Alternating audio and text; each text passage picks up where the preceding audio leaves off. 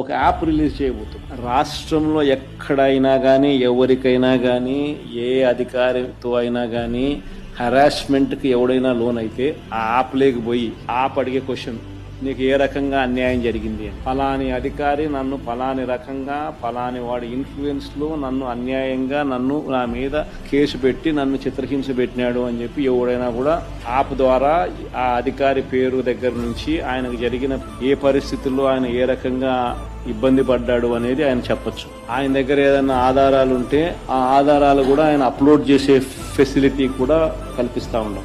Automatically ఆ complaint మన digital లైబ్రరీలోకి వచ్చేస్తుంది.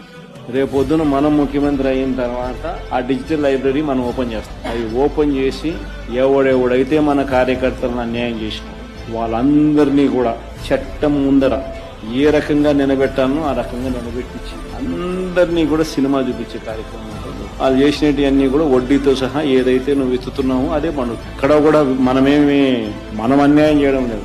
ఏదైతే మీరు ఇచ్చినారో అదే రేపొద్దున పండుతుంది. చక్కెర వడ్డీతో సహా చెల్లించే పరిస్థితి వస్తుంది. అదొకటి ఖచ్చితంగా నెక్స్ట్ 10 రోజుల్లో రిలీజ్ చేయబోతున్నాం.